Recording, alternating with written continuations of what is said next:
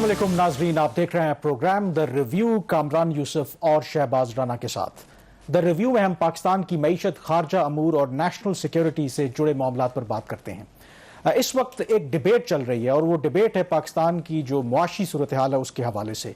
हुकूमत का एक अपना मौक़िफ़ है, ज़ाहिर है कि मईशत में कुछ बेहतरी आई है और जो खराबियां थीं उसका जिम्मेदार पाकिस्तान तहरीक इंसाफ माजी की हुकूमतों को और ख़ास करके नून लीग की हुकूमत को जिम्मेदार करार देती है। लेकिन कल हमने देखा कि एक इस्लामाबाद में प्री बजट सेमिनार का एहतमाम किया नून लीग ने और उसमें तकरीबन तमाम जो नून लीग के माजी में या जो पिछली जो हुकूमत थी, जो वज़रा उनके रहे, उन्होंने अपना एक पर्सपेक्टिव पेश किया और उन्होंने ये कहा कि जब वो हुकूमत छोड़कर गए थे तो मुल्क की जो मुआशी सूरत हाल है वो बहुत बेहतर थी। ये तो सारी खराबी जो है वो की है तहरीक इंसाफ की हुकूमत है। इसमें कौन सच्चा है इस पर तो बाद में बात करेंगे, लेकिन उससे पहले शहबाज, जो स्टेट बैंक ऑफ पाकिस्तान है उसकी कल ही जो दूसरी सहमाही रिपोर्ट जिसे कहते हैं पाकिस्तान की ओवरऑल जो मुआशी सूरत हाल है वो हमारे सामने आई है और उस रिपोर्ट के अंदर कुछ हुकूमत को तंबीह भी की गई है।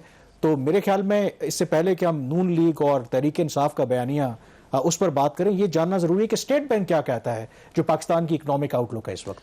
कामरान, ये जो स्टेट बैंक ऑफ पाकिस्तान की सेकंड क्वार्टर की रिपोर्ट आई है ये उस चीज़ की नफ़ी करती है जो दोनों PMLN कह रहे थे और PTI वाले कह रहे थे। एक चीज़ तो कल इस्टेब्लिश होगी इन दोनों की प्रेस कॉन्फ्रेंस से, एक तो ये कि PMLN ने भी अपने से की तबाही पूरी की है और PTI भी जो है वो अच्छी खासी तबाही कर रही है, लेकिन दोनों एक दूसरे को जिम्मेदार ठहरा रहे हैं। एक चीज़ इस्टेब्लिश हो जाती है कि पाकिस्तान की जो इकॉनमी है जिस तरह बताया जाता है उस तरह अच्छी नहीं है। अब चूंकि जब आपकी इकॉनमी बंद होती है, स्लो ग्रो कर रही होती है, तो जो आपके फंडामेंटल पाकिस्तान की इकॉनमी के मसाइल हैं वो आपको पता नहीं चलते। पता तब ही चलता है जब आप तेज दौड़ते हैं, जब आपको सांस चढ़ता है तब पता चलता है कि आपकी जो बॉडी के अंदर क्या प्रॉब्लम्स हैं। तो अब यही हुआ है, एक तो अब थोड़ा सा इकॉनमी ने पिक करना शुरू किया है, ग्रोथ हुई है। तो जब ग्रोथ हुई है तो वही मसाइल जो PTI की हुकूमत ने अपने वर्षे में लिए थे वो अब लगता है कि आगे आ जाएंगे। अब ये बहुत इंपॉर्टेंट है, ये कह कौन रहा है? स्टेट बैंक ऑफ पाकिस्तान की जो क्वार्टरली रिपोर्ट है ये एक आई ओपनर होना चाहिए हुकूमत के लिए भी और अपोजिशन के लिए की, क्योंकि दोनों पार्टीज ने 8 साल इस मुल्क को रूल किया और दोनों पार्टीज जो है वो पाकिस्तान के जो बुनियादी इकॉनमी के मसाइल उनको हल नहीं कर सकी। प्राइम मिनिस्टर ऑफ पाकिस्तान को भी यहाँ पे एक छोटा सा पॉज लेना चाहिए, उनको रुक के देखना चाहिए कि जो कुछ वो स्टेटमेंट्स दे रहे हैं, जो ट्वीट्स दे रहे हैं, क्या वो वाकई रियलिटी है। अब बात कर लेते हैं रिपोर्ट की। कामरान, ये जो रिपोर्ट आई है इसके जो ओपनिंग चैप्टर है उसी के अंदर ही जो review state Bank of Pakistan ने दी, उन्होंने जो 3 बड़े जो खतरे आगे आने वाले हो सकते हैं पाकिस्तान की इकानमी को उसकी निशानदेही की है। सबसे बड़ा उन्होंने कहा महंगाई का।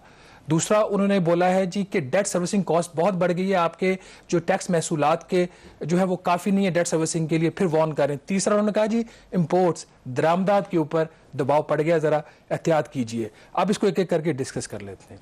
स्टेट बैंक ने कहा है कि जो इस साल जो उनकी ओवरऑल जो प्रोजेक्शन है इकोनॉमी इसकी महंगाई की शरह की वो 7 से 9% की थी, तो ये 9% के आसपास रहेगी।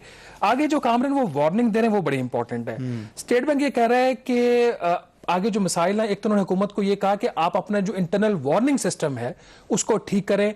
आपकी जो कमोडिटीज, कौन सी फसल कितनी पैदा हुई है, कितनी आपकी उसकी ज़रूरत है, उस सिस्टम को खुदारा बेहतर कीजिए, तो आपको पता चलेगा कि ये जो कीमतें बढ़ती हैं ये क्यों बढ़ती हैं और आपको फिर उसको कंट्रोल कर सकते हैं। हमें पता नहीं होता कि शुगर, ये स्टेट बैंक तो नहीं कह रहा, लेकिन हमें पता तो नहीं होता कि चीनी, शुगर जो है, बाकी जो आपकी चीज़ें, गंदम है, इसकी ज़रूरत कितनी है। गलत एस्टिमेट्स आते हैं, जैसे आजकल बड़े ढोल बजाए जा रहे हैं जी कि बड़ी गंदम होगी, तो और साथ ये भी बात हो रही है कि 40 लाख मैट्रिक टन हमने गंदम दरामद भी करनी है। तो स्टेट बैंक कह रहा है कि वार्निंग सिस्टम को ठीक करें और कीमतों की जो मॉनिटरिंग है उसको बेहतर करें। ये क्यों कह रहा है?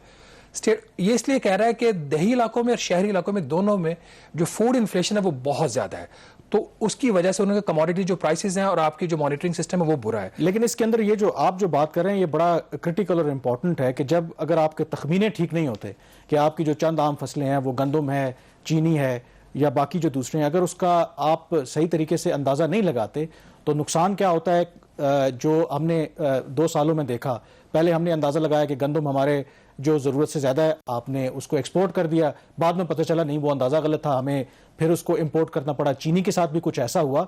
तो ये तो बड़ी क्रिटिकल उनकी तरफ से ये असेसमेंट है कि जो भी आप अदादो शुमार दें, ये नहीं कि दिखाने के लिए देखें जी मुल्क बड़ी अच्छी तरक्की कर रहा है, वक्ती तौर पर तो आप लोगों को खुश कर देंगे लेकिन उसका लॉन्ग टर्म इंपैक्ट आएगा। तो ये उनकी और इसके साथ दो बातें और भी कह रहे हैं इन्फ्लेशन के लिहाज से कि जो फेडरल गवर्नमेंट की और प्रोविंशियल गवर्नमेंट के साथ उनकी जो कोऑर्डिनेशन है उसको बेहतर कीजिए।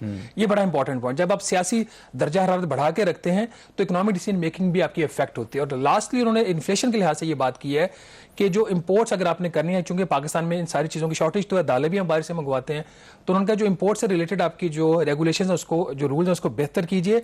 अब दूसरी चीज़ आ जाती है महसूलात और डेट सर्विसिंग। अब प्राइम मिनिस्टर इमरान खान साहब का भी ट्वीट आया, पिछले हफ्ते हमने डिस्कस किया। उन्होंने मुबारकबाद दी कि कौम ने पहली दफ़ा 4000 अरब रुपए का टैक्स कलेक्शन किया एफबीआर ने।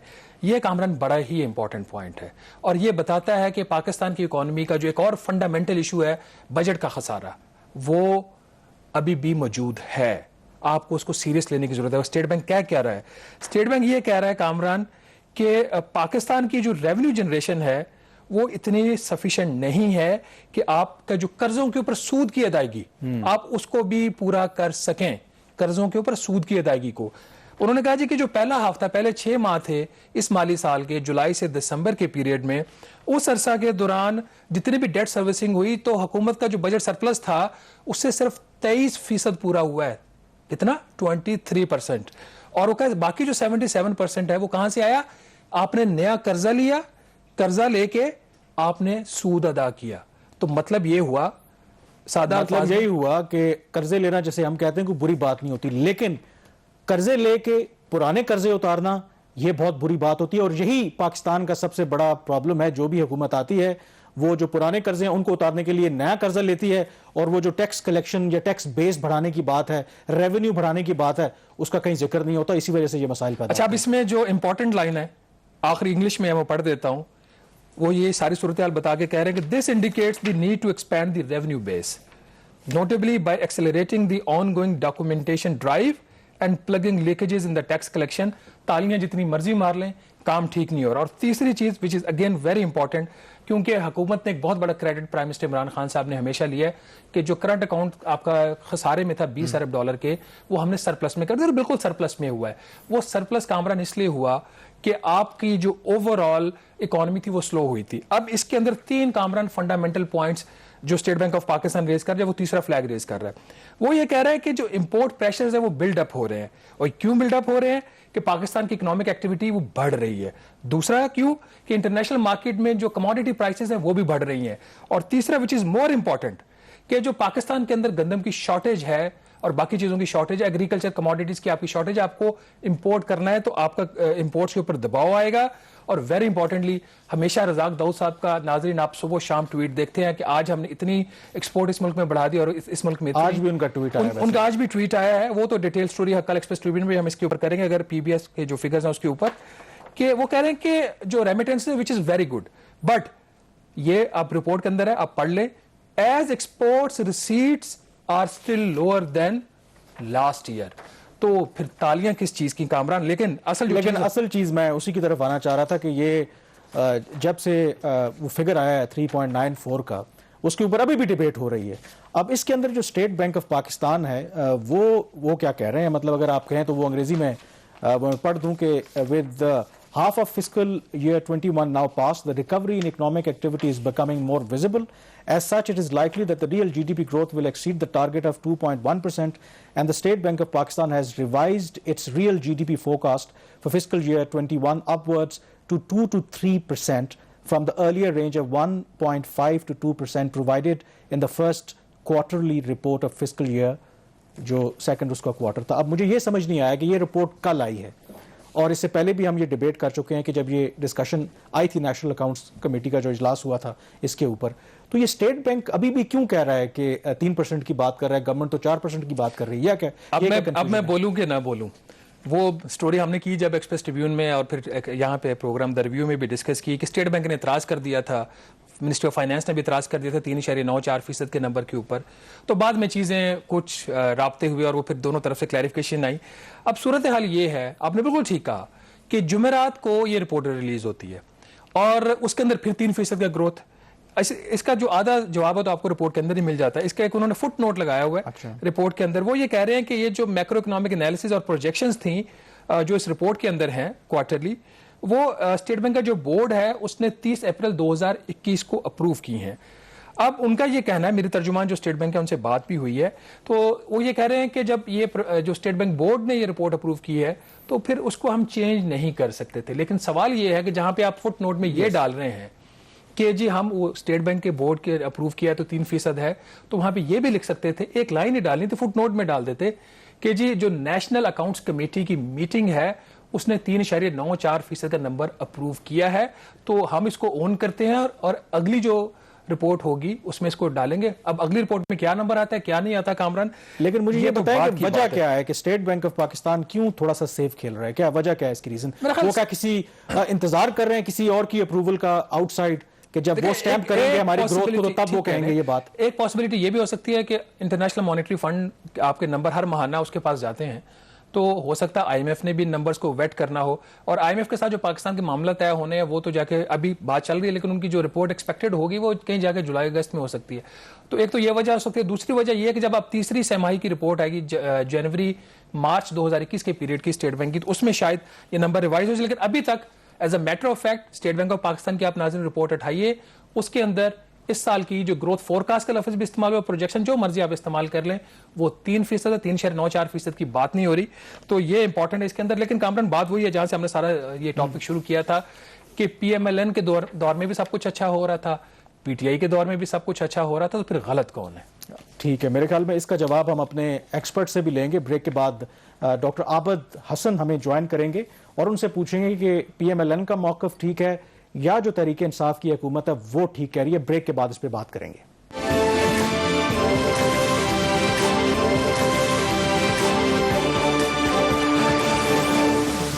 जी, ब्रेक के बाद एक दफा फिर आपको खुशामदीद कहते हैं। हमें ज्वाइन किया अभी स्काइप पे डॉक्टर आबिद हसन ने। ये एडवाइजर रह चुके हैं वर्ल्ड बैंक के और वेल नोन इकोनॉमिस्ट हैं। तो डॉक्टर साहब, इस वक्त मुल्क में एक डिबेट हो रही है कि पाकिस्तान की जो मौजूदा मुआशी सूरत हाल है इसका जिम्मेदार कौन है। जाहिर है कि दो बयानी है, पीएमएलएन समझती है वो तो जो मईशत है 2018 में बड़ी अच्छी छोड़ के गए थे, इसका जो बिगाड़ आया वो मौजूदा हुकूमत की पॉलिसीज की वजह से है। हालांकि जो तरीके इंसाफ की हुकूमत है उनका मौकफ बिल्कुल मुख्तलिफ है।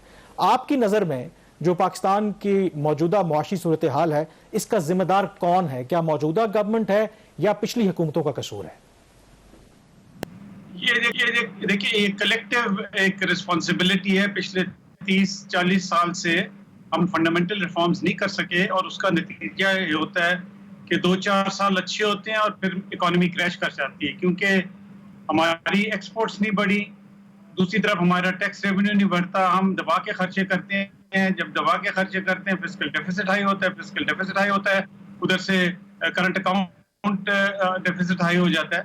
सो नाउ कमिंग बैक, इस ये बिटवीन पीएमएलएन एंड पीटीआई, देखें जब पीएमएलएन आई थी उस वक्त तो पीपल्स पार्टी पाकिस्तान की इकोनॉमिक सिचुएशन 2012 में बहुत ग्रेव थी। मतलब पीपल्स पार्टी का ना ग्रोथ हुई ना कुछ हुई, एक्सपेंडिचर करते रहे एंड देन क्रैश कर गई थी और फिर आईएमएफ के साथ प्रोग्राम करना पड़ा। पीएमएलएन, अच्छा, बोथ पार्टीज जो है ना हाफ ट्रूथ्स हैं, मिस स्टेटमेंट्स हैं, जो क्वेश्चन नहीं करता तो वो फिर पब्लिक डिबेट में बस आ जाता है कि जो उनकी कैंप के हैं वो उनकी बातें सुनते हैं, जो इनकी कैंप के इनकी बातें। बात यह है कि 2013, 14, 15 में पीएमएलएन वो आईएमएफ के प्रोग्राम में था और उनका by and large fiscal side ठीक 4 to 5% फिस्कल डेफिसिट था, पीएसडीपी हाई थी, ग्रोथ भी 4.5, 5%। बट जो ये क्लेम करते हैं कि जी हमारा पीएसडीपी बहुत हाई था, वो उसमें पार्ट ऑफ द प्रॉब्लम जो बाद में फेस हुई वो था। बजाय ये कि आप मतलब दो चीजों में हेवीली इन्वेस्ट किया, दोनों लॉपसाइडेड थे। एक तो इंपोर्टेड थर्मल, ये जितने कॉन्ट्रैक्ट्स हुए थे फॉर ये जो जिनको कहते हैं ना अर्ली हार्वेस्ट सीपैक प्रोजेक्ट्स, अब वो क्यों मतलब इतने हेवी इंपोर्टेड फ्यूल और ऊपर से उनकी यूनिट कॉस्ट भी was far higher than competitive bidding, अब वो क्यों थी? I don't want to get into it, but the bottom line is those projects were very expensive for Pakistan, both in terms of unit cost per kilowatt hour, दूसरा in terms of कि भाई did we need them. Similarly आपने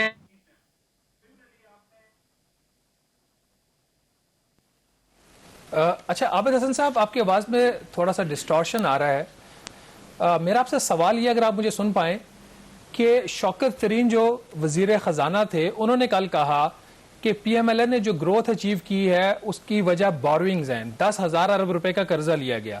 लेकिन अगर आप state Bank of Pakistan के अदाद-ओ-शुमार देखते हैं तो PTI की हुकूमत ने भी 3 साल भी पूरे नहीं हुए 13,000 अरब रुपए के नेट इजाफी कर्जे लिए हैं।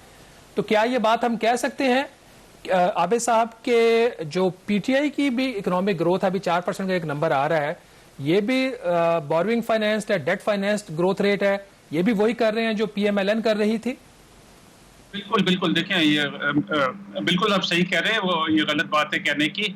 हमारा सारी हर दफा ग्रोथ जो है पाकिस्तान की 23-40 साल से, वो फॉरेन सेविंग्स मतलब फॉरेन डेट या फॉरेन ग्रांट्स। कमिंग बैक, मैं जो बात कर रहा था, देखें PMLN ने जो 3 मेजर आई थिंक डिजास्टर्स किए हैं।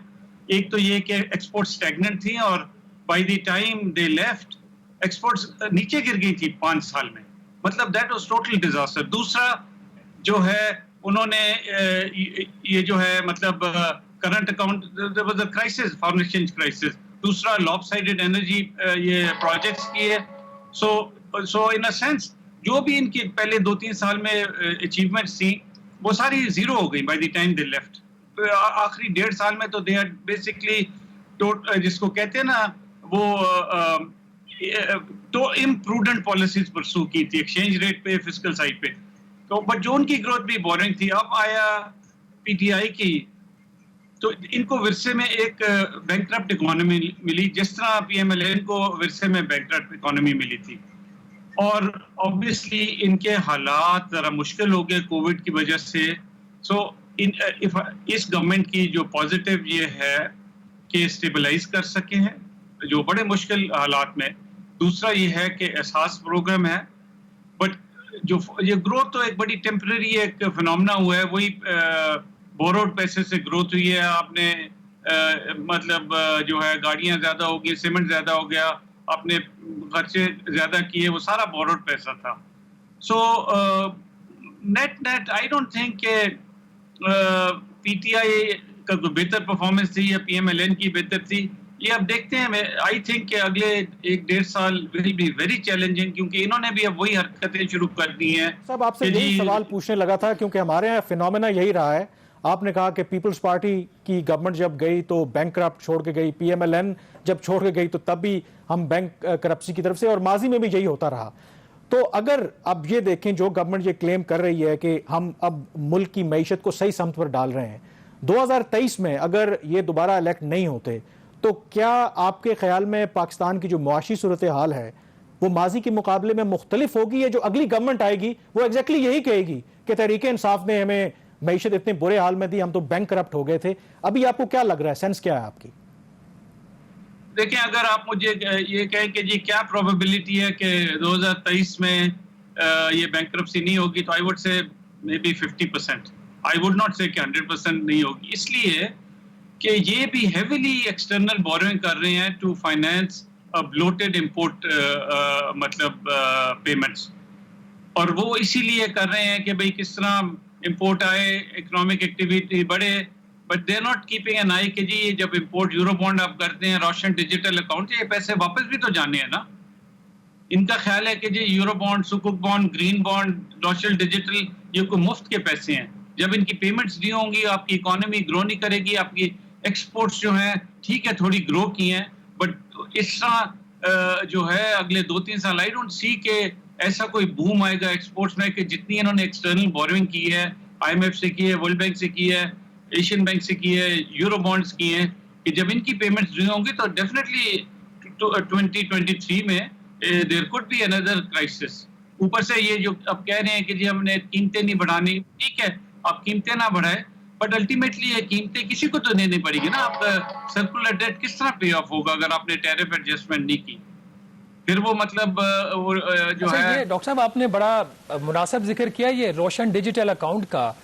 अब मसला ये है कि जब ये IMF का प्रोग्राम आया तो पहले साल आ गया हॉट फॉरेन मनी, हमने 13.25% इंटरेस्ट रेट रखे और 3.6 अरब डॉलर हमने ले लिया, फिर हमने इंटरेस्ट रेट नीचे किया तो वो पैसा जैसे आया था वापस चला गया। सवाल मेरा आपसे ये है, क्या वज़ीर आज़म पाकिस्तान इमरान खान साहब को ये नहीं पता कि जो ये रोशन डिजिटल अकाउंट का 1 अरब डॉलर है ये भी कर्जा है और तकरीबन 7% हम डॉलर टर्म्स में इसके ऊपर सूद अदा करें, खासतौर पर जब वज़ीर आज़म इमरान खान फॉरेन लोन्स के इंतहाई मुखालिफ हैं, तो क्या उनको प्रॉपर ब्रीफ नहीं किया जाता या उन्होंने इसको समझ लिया कि अब पाकिस्तान का हल कोई नहीं, हमें कर्जों के साथ ही जीना है?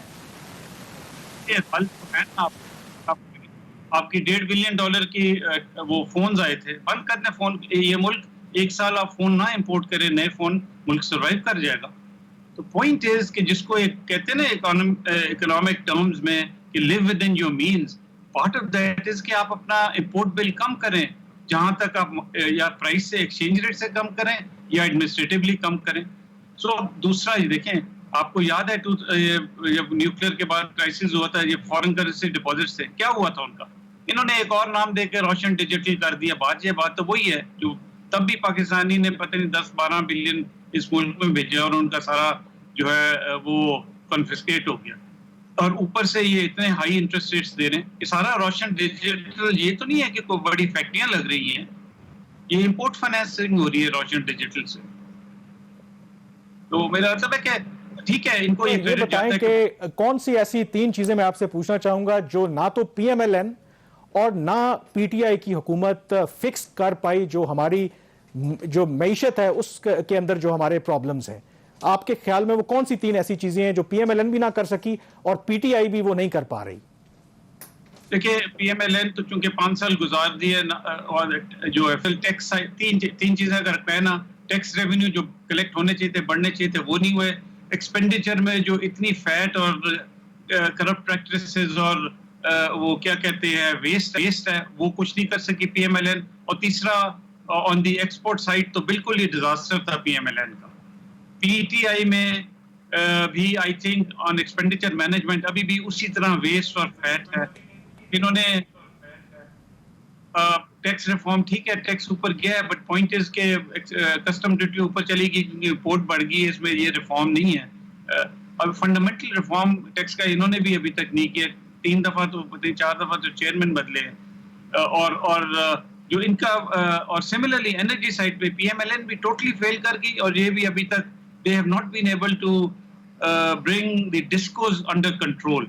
तभी तो ये टैरिफ बढ़ाने पड़ जाते हैं।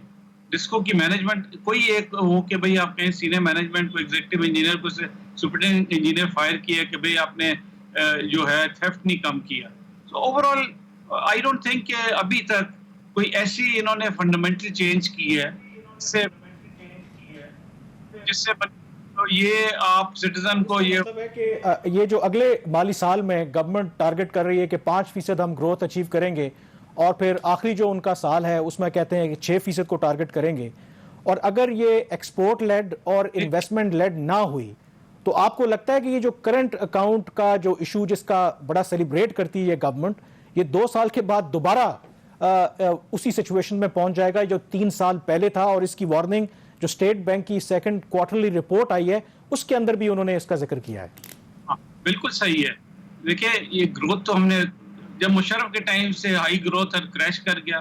पीपल पार्टी में तो बस जीरो ही था, मतलब इट वाज क्या कहते हैं लॉस्ट 5 इयर्स। पीएमएलएन का ग्रोथ डिसेंट हुई थी, फिर क्रैश कर गया। ये मतलब बड़ी बड़ी बातें नहीं करनी चाहिए। ठीक है, अगर आपने सिटीजन्स को एक कंफर्ट देना कि जी हाँ गुड टाइम्स आर अहेड, अपनी जगह है, बट ये सारी ग्रोथ, अगर तो ग्रोथ आए ना एक्सपोर्ट से, देन आई वुड से कि हाँ जी ये सस्टेनेबल ग्रोथ है। अगर आपने यूरो बॉन्ड लेके और सुकूक बॉन्ड लेके आपने एक्सपेंडिचर करने हैं और तो ठीक है टेम्पररी होगी, बट जब उधर पेमेंट्स नहीं होंगी और इधर आपकी जो है एक्सपोर्ट्स नहीं बढ़ी होंगी तो क्राइसिस आ जाएगा।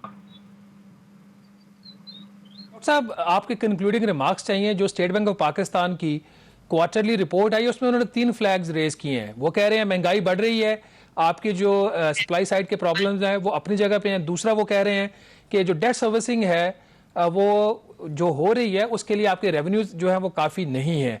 और लास्टली जो ज़्यादा इंपॉर्टेंट है, हमारा एक्सटर्नल सेक्टर हमें हिट करता है आके हर दफ़ा, कि वो कह रहे हैं कि इम्पोर्ट्स के ऊपर भी दबाव आ रहा है और आपका आगे जाके तजारती खसारा बढ़ेगा। तो do you agree with this assessment, और आप समझते हैं कि 2 साल में ये यहाँ से चीज़ें ख़राब होना शुरू हो जाएंगे, या पीटीआई में इतनी अहलियत है कि वो मामला को संभाल ले और चीज़ों को स्टेबलाइज ही रखे? 50-50 चांस है, बिकॉज अभी इन्होंने भी तो इलेक्शन लड़नी है, इनको भी होगा ये कि भाई हमने जीतना है। वो ठीक है अपनी जगह, खान साहब कहेंगे भाई मुझे नहीं फर्क पड़ता हुकूमत चली जाए, बट वो साइंस तो नहीं नजर आते कि जी कोई ऐसी चीज कर रहे हैं जिससे हुकूमत चली जाए। पैसे खर्च करना तो बड़ा आसान है, ठीक है इन्होंने बड़ी अच्छी बात की है कि जी डैम्स की तरफ किए हैं या एहसास पे है, बट सारा काम बोरोड मनी पे है ना। और सिमिलरली इंपोर्ट जो बढ़ेंगी, बिल्कुल बढ़ेंगी जब आपकी। बहुत शुक्रिया डॉक्टर साहब, आपकी आवाज क्लियर नहीं थी, बहरहाल आपने जो अपना पर्सपेक्टिव दे दिया कि मेन बुनियादी नुक्ता यही है कि ग्रोथ जो बगैर रिफॉर्म्स के और बगैर जो हमारे फंडामेंटल इश्यूज को एड्रेस किए बगैर होगी वो सस्टेनेबल नहीं होती। माजी में भी हम देखते रहे हैं, चंद साल आते हैं, ग्रोथ नजर आती है, उस वक्त की हुकूमतें खुश होती हैं, लेकिन चंद सालों के बाद दोबारा हम वहीं पे खड़े होते हैं। तो क्या ये गवर्नमेंट कुछ मुख्तलिफ कर पाएगी? डॉक्टर साहब ने कहा कि 50-50 अभी चांस है। ब्रेक पे जाएंगे और ब्रेक के बाद एक और फिगर के ऊपर बात करेंगे जिस पर शायद एक तनाजा खड़ा हो सकता है, और वो है टैक्स कलेक्शन के हवाले से। ब्रेक के बाद इस पर बात करेंगे।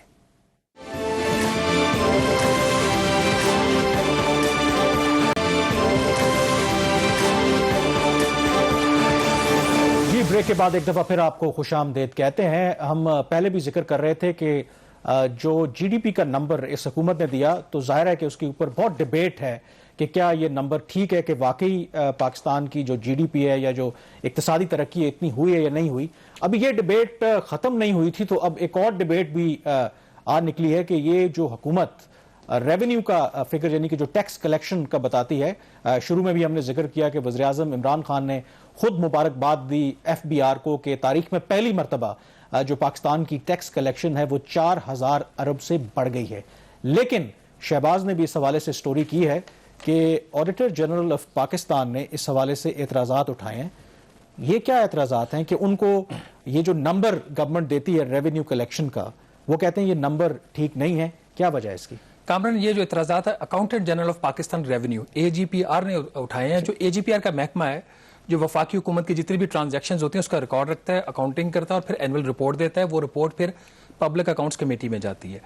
अब एक बड़ी इंटरेस्टिंग चीज़ हुई पिछले माली साल में कि हुकूमत ने बजट से for the first time ever Pakistan की तारीख में बजट से उन्होंने 100 अरब रुपए से ज़्यादा को 101 अरब रुपया उन्होंने फेडरल बोर्ड ऑफ रेवेन्यू को दिया कि आप इसके अगेंस्ट जो है अपने टैक्स रिफंड पे कर दें। अच्छा, ये जब उस वक्त भी मसला सामने आया तो मैंने उस वक्त भी लिखा था कि ये हो नहीं सकता। क्यों नहीं हो सकता? एफबीआर का काम है टैक्स महसूलात इकट्ठे करना, और जो आमदन आपकी होती है, जो भी आपके सेल्स टैक्स है, कस्टम ड्यूटीज है, फेडरल एक्साइज ड्यूटी है, वो इकट्ठा करता है। अब वो चूंकि समटाइम्स आप अपने जरूरत से जो आपका टैक्स बनता है उससे ज्यादा दे देते हो, तो उसको फिर एफबीआर आपको रिफंड कर देता है। किसके अगेंस्ट? जो उन्होंने कलेक्शन की होती है, क्योंकि वो रेवेन्यू है, वो खर्चा नहीं है, वो ग्रांट नहीं है। अब किया हुकूमत ने यह कि पिछले साल चूंकि इनकी कलेक्शन वैसे ही नहीं हासिल हो रही थी, 5500 अरब रुपए का हदफ था, कोरोना वायरस भी आ गया, तो कोरोना वायरस के फैलाव से पहले ये ख्याल था कि एफबीआर 4500 अरब से ज्यादा किसी सूरत भी इकट्ठा नहीं कर सकता। तो हुकूमत ने बजट से 100 अरब रुपए से ज्यादा एफबीआर को दिया कि टैक्स रिफंड पे कर दो।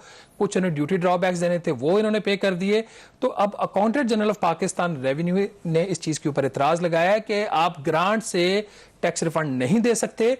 तो ये जो पैसा आप दिखा रहे हो, पिछले साल जो एफबीआर की टैक्स कलेक्शन हुई थी 3998 अरब, इसमें से 100 अरब रुपया माइनस करो और इसको 3898 अरब। अच्छा, इसमें कबात क्या है? देखें, पैसा एफबीआर की जेब से जाए या मिनिस्ट्री ऑफ फाइनेंस की जेब से जाए या हुकूमत के किसी और बैंक अकाउंट से जाए, पैसा तो कौमी खजाने का ही है ना। इसमें प्रॉब्लम क्या है कि आप 100 अरब का रिफंड वो मिनिस्ट्री ऑफ फाइनेंस दे दे या एफबीआर खुद दे दे? प्रॉब्लम क्या है इसके अंदर? देखिए, एक तो फंडामेंटल प्रॉब्लम है, जो जनरल फाइनेंशियल रूल्स हैं उसके तहत आप ये जो ग्रांट है उसके अगेंस्ट आप रेवेन्यू एडजस्ट नहीं कर सकते।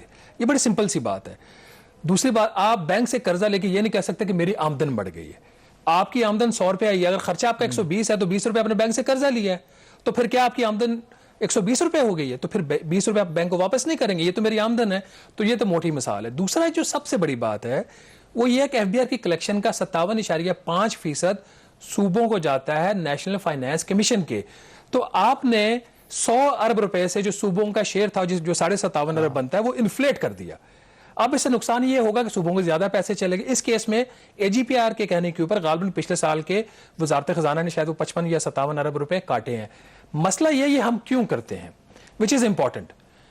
हिस्टोरिकली ये होता रहा और आज से नहीं है। हर एफबीआर हर हुकूमत के अंडर ये काम करता रहा है। काम ये करता है कि जब आपके टारगेट्स अचीव नहीं होते तो दो काम आप करते हैं। एक, आपकी मेहनत की जाती है हर महीने की आखिरी तारीख को, अल्लाह दा वास्ता एडवांस दे दो, so they take advance income tax from companies. Number 1 वो इन्फ्लेट हो गया। और इसमें बड़े जो सेक्रेटरी खजाना है माजी को वो ये काम करते रहे, मुझे पता है वो भी करते हैं और चेयरमैन एफबीआर भी करते रहे। दूसरा वो ये करते हैं आपका जो टैक्स रिफंड देना वो रोक लेते हैं ताकि रेवेन्यू इन्फ्लेट कर जाए। इसकी एक मिसाल ये है कि अभी जो इवन के इस साल अभी हुकूमत का दावा है कि 4170 अरब इस साल की कलेक्शन है और कामरान इसके अंदर भी 40 अरब रुपया शामिल है जो ग्रांट दे के टैक्स रिफंड पे हुआ है। तो एजीपीआर कह रहे हैं इसको भी माइनस करो, तो 4170 तो 40 से माइनस होकर 4130 आ जाएगा। ये तो मोटी बात है। इसका मतलब है कि जो पिछले साल जो टैक्स कलेक्शन थी, अगर 100 अरब उस वक्त ग्रांट दी है तो हमें टेक्निकली वो 100 अरब उसमें से माइनस कर देनी चाहिए और वो एक्चुअल टैक्स कलेक्शन होगी पिछले साल की। और उसके अंदर भी एजीपीआर ऑलरेडी माइनस कर चुका है। अब वजारत खजाना ने अपने कागजात में दिखाना है इसको ठीक करके, वो मान नहीं रहे अभी तक, वो इसको रेजिस्ट करेंगे जी साड़ी बदनामी ज्यादा हो जाएगी। और the second point which is more important, इस वक्त जो टोटल टैक्स रिफंड्स एफबीआर ने देने हैं वो कि 700 अरब रुपए से ज्यादा हैं 30 जून 2020 तक। और ये फिगर जो है ऑफिशियली मेंबर आईआर ऑपरेशन जो है एफबीआर के, उन्होंने सितंबर last year NA standing committee on finance में शेयर किया था। अब मसला क्या है, ये 700 अरब जो है ये टैक्स कलेक्शन में नहीं आना चाहिए। और सिर्फ ये पीटीआई का नहीं है, इसमें कुछ पैसा पीपल्स पार्टी की हुकूमत का पड़ा हुआ है, कुछ पैसा पीएमएलएन का और फिर पीटीआई का। तो over a period of time जो चेयरमैन एफबीआर थे कुछ एक्सटेंशन देने के लिए, कुछ अपनी नौकरी पक्की करने के लिए, तो वो रिफंड्स नहीं देते थे। तो ये बताएं कि एफबीआर से टैक्स रिफंड हासिल करना कितना आसान है? ये इतनी आसानी से वैसे दे देते हैं? नहीं, इतना मसला नहीं है। 20% मुझे दे, मैं आपको ले देता हूं। मैं मजाक में कह रहा हूं मुझे दे ना दीजिएगा आप। ये एक बहुत बड़ा मसला है। इस वक्त पाकिस्तान का जो वजीर खजाना है ना, शौकत तरीन साहब, इनका एक टैक्स ऑडिट का केस खुल गया था और कंप्यूटर बैलेटिंग में हुआ। ऐसा नहीं कि उनके खिलाफ कोई कंप्लेंट थी, बैलेटिंग में कुछ पैरामीटर्स होते हैं, उसमें इनका केस आ गया।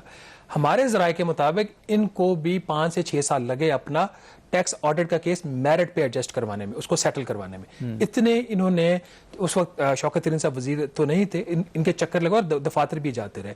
और फिर एक अल्लाह के बंदे ने, एक अफसर ने इनकी हेल्प की और मामला मेरिट के ऊपर इनका, और वो भी 5 साल में कह रहे हैं, 5-6 साल शायद इसको लगा। वो तरीन साहब का पर्सनल केस, हम ज्यादा उसकी डिटेल में नहीं जाते।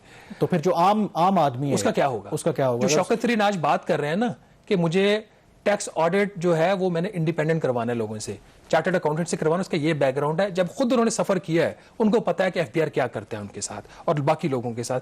अब कामरान मसला क्या है? मसला ये है कि ये 700 अरब रुपए हमने वापस करना है, तो ये भी आपको कलेक्शन में माइनस करना पड़ेगा एक दिन जाके। एक अटेम्प्ट इसहाक डार ने भी इस तरह की थी, कंपनी बना के बैंक से कर्जा लेके हम अपना रिफंड पे कर दे, वो नहीं कर सके थे। जो काम इसहाक डार साहब नहीं कर सके इस हुकूमत ने कर दिया और 140 अरब रुपए बजट से देके टैक्स रिफंड पे किए। ये काम गलत है और एजीपीआर का यहाँ पे स्टांस है बिल्कुल ठीक है। अब इसमें थोड़ा सा आगे चलते हैं। इसी वजह से तो मेरे ख्याल में जब हम इस्लाहात की बात करते हैं एफबीआर के अंदर, यही तो असल मसला है ना कि इस तरह की जो हम कोताहियां करते हैं, उस तरह की जो प्रॉब्लम्स हैं, ये मिसमैनेजमेंट है, ये कम से कम उससे मसला हल हो जाएगा जेन्युइनली एफबीआर के अंदर रिफॉर्म्स होंगी। तो कामरान अभी तक भी एफबीआर के अंदर जो ट्रांसफर पोस्टिंग्स हो रही हैं, जो अहम ओहदे दिए जा रहे हैं, वो मेरिट पे नहीं दिए जा रहे। और मैं ये बिल्कुल बरमला कह रहा हूं, मुझे पता है कि कौन सी बंदे के पीछे कौन मिनिस्टर है, कौन सा एडवाइजर है जो मामला चला रहा है और किस वजह से आज तक भी हम जो OECD organisation for economic cooperation development से जो ऑफशोर डाटा पाकिस्तान के पास आया वो क्यों सही इस्तेमाल नहीं हो सका। कौन कहता है कि रिवार्ड दो, हम आपको जो है बहुत सारी मुश्किल से आपको हम आजाद कर देंगे। तो ये शौकत तरीन साहब को इस चीज के ऊपर भी देखने की जरूरत है। अब कामरान मसला ये है कि जो टैक्स कलेक्शन इवन अभी भी 4170 कह लें, 4130 कह लें, 40 अरब रुपया माइनस करके, ये अच्छी चीज है। इसमें 18% की ग्रोथ हो रही है, इन हालात के अंदर भी इसको हम अप्रिशिएट करते हैं। लेकिन जब इसकी बारीकी में जाते हैं ना, मसला ये है कि इसके अंदर भी मामला कोई इतने ठीक नहीं है।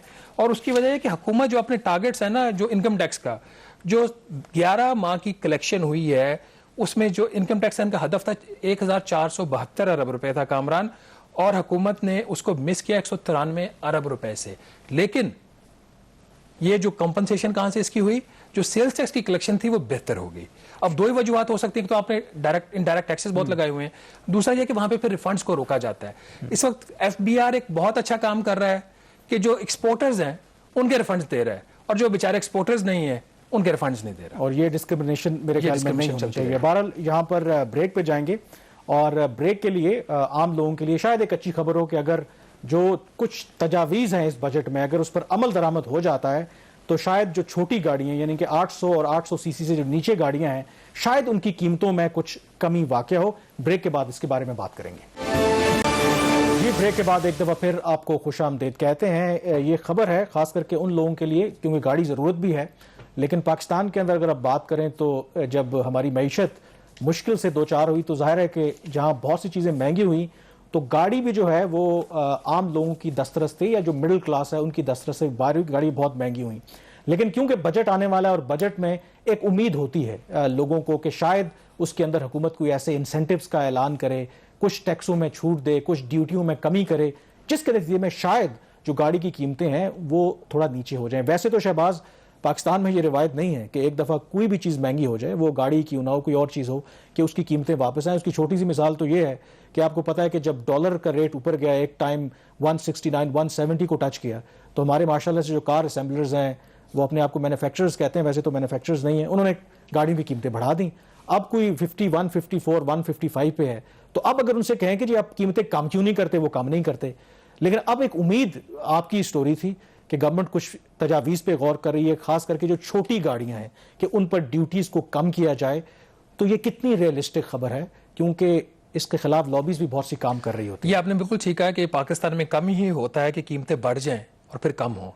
मतलब 2 साल के कम अरसा में भी गाड़ी की कीमत में, चाहे वो 800 सीसी, 1000 सीसी या 660 सीसी और 1300 सीसी तक 50 से 55% कीमतें बढ़ी हैं। मतलब देखते देखते कुछ लोगों की तो लॉटरी लग गई जिन्होंने नई गाड़ी ली थी और बाद में बेची। अब इसमें इशू ये है, और आपने खुद ही इसका एक चीज़ और भी हाईलाइट कर दी, कि ऐसे जैसे ही कोई चीज़ बाहर आती है तो फिर लॉबीज जो है वो एक्टिवेट हो जाती है और हो चुकी हैं। चल इसके ऊपर तो बाद में बात करते हैं कि लॉबी अब कौन सी है, और इवन के पहले प्रपोजल क्या है, अच्छी खबर लोगों को बता देंगे अगर अमल अच्छी होता है खबर बता देते हैं ना। अभी थोड़ा सा जो पाकिस्तान के अंदर कार की जो पॉलिसी है वो कौन सी है और किस तरह की इंपोर्ट्स हो रहे हैं, 3 तरह के आपके रजीम चल रहे हैं।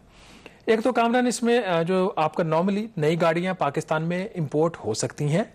नॉर्मली लोगों का ये ख्याल है कि नई गाड़ी इंपोर्ट नहीं हो सकती, लेकिन इसके ऊपर ड्यूटीज एंड टैक्सेस इतने ज्यादा हैं कि नई गाड़ी इंपोर्ट करना अफोर्डेबल नहीं है। बिल्कुल। और दूसरा आपका रजीम है, आपकी जो इस्तेमाल शुदा कारें हैं वो आप बाहर से 3 साल तक पुरानी मंगवा सकते हैं। अभी जो इस्तेमाल शुदा गाड़ियां, ये कार और 5 साल पुरानी SUV जिसे आप कहते हैं, जी, जो आपकी जो पसंद है। अब इसके अंदर भी मसला ये है कि ये आप और मैं नहीं मंगवा सकते। ये 3 स्कीम्स हैं इसके अंदर, बैगेज है, ट्रांसफर ऑफ रेजिडेंस है, या इस तरह की एक और इसके अंदर एक होता है पर्सनल बैगेज। लेकिन मैं आपको ये बताऊं, बिल्कुल ये धोखा है। जाहिर है कि इन्होंने मुश्किल जरूर बनाया, लेकिन पासपोर्ट बिकते हैं, 4-4, 5-5 लाख रुपए का पासपोर्ट इस्तेमाल होता है। और मुझे ये समझ नहीं आती कि ये मुनाफकत वाली पॉलिसी है। ये FBR को भी पता है, जब हुकूमत को भी पता है, सिर्फ लोगों को नुकसान पहुंचा रहे। कोई रैशनल एक तरीका आप बना लें, कोई तरीका बना लें। अच्छा, ये तो अभी पॉलिसी की हम बात कर रहे हैं ना इसमें, लेकिन एक आप, मुझे कुछ अर्सा पहले मैं बाहर जा रहा था तो उस वक्त ये पुराना एयरपोर्ट था इस्लामाबाद वाला, तो वो फोटोकॉपी मांग रहे थे मेरे पासपोर्ट के। मैंने कहा लगे बदे तुम्हारे पास पासपोर्ट सामने फोटोकॉपी क्या करनी है। तो वो जो आप कह रहे हैं ना बिकते हैं, तो वहां पे भी लोग अंदर मिले हुए होते एयरलाइंस के भी। अब इसमें कामरान जो तीसरी हाइब्रिड और आपकी EV जो इलेक्ट्रिक व्हीकल्स है उनकी पॉलिसी है, तो ये सारा वो रजीम है जिसके तहत आप गाड़ियां मंगवाते हैं। अब प्रपोजल ये है कि जो गाड़ियां पाकिस्तान से बाहर से आ रही हैं, वज़ीर-ए-आज़म इमरान खान साहब की ये ख्वाहिश है, चाहे गाड़ी पाकिस्तान में बन रही है या बाहर से आ रही है, जो कम से कम 800 सीसी तक की गाड़ियां, जिसके बारे में कहा जाता है कि मिडिल इनकम ग्रुप जो है, खासतौर पर वो बंदा जो एक मोटरसाइकिल चला रहा है, थोड़े बहुत उसके पास सेविंग्स हैं और कुछ वो अफोर्ड कर सकता है, उसके इनकम लेवल बेहतर होते हैं, तो वो गाड़ी आसानी से खरीद सके। तो इमरान खान साहब की ये ख्वाहिश है कि इसके ऊपर ड्यूटीज एंड टैक्सेस कम किए जाए। इस वक्त अगर आप 660 सीसी की कामरान गाड़ी बाहर से मंगवाते हैं, उस पर तकरीबन दुगना आपको पे करना पड़ता है duties and taxes. 50% custom duty, 15% regulatory duty, additional custom duty 7%, with holding taxes 6%, अगर आप फाइलर है, नॉन फाइलर है 9%, इसी तरह फिर और टैक्सेस है तो मिला के 100% करीब बन जाता है। बेसिकली वो तो लोकल जो आपकी इंडस्ट्री है उसको प्रोटेक्ट करने के लिए वो करते हैं, लोकल इंडस्ट्री को। बिल्कुल आपने ठीक कहा। अगर ये प्रपोजल इंप्लीमेंट हो जाता है तो गाड़ी की कीमत जो ministry of industries and production के एस्टिमेट्स हैं और एफबीआर के और उनको एनटीसी ने, नेशनल टैरिफ कमीशन ने दिए कि कोई 3 लाख रुपए के आसपास इंपोर्टेड 660 सीसी की गाड़ी कम हो सकती है। लेकिन मेरा खदशा यहाँ पे है जो अभी आप बात कर रहे थे कि लॉबीज एक्टिवेट हो चुकी हैं। कल भी वजीर खजाना साहब से कुछ लोगों की मुलाकात इस पे हुई है, तो एक रेजिस्टेंस इसके ऊपर आएगी।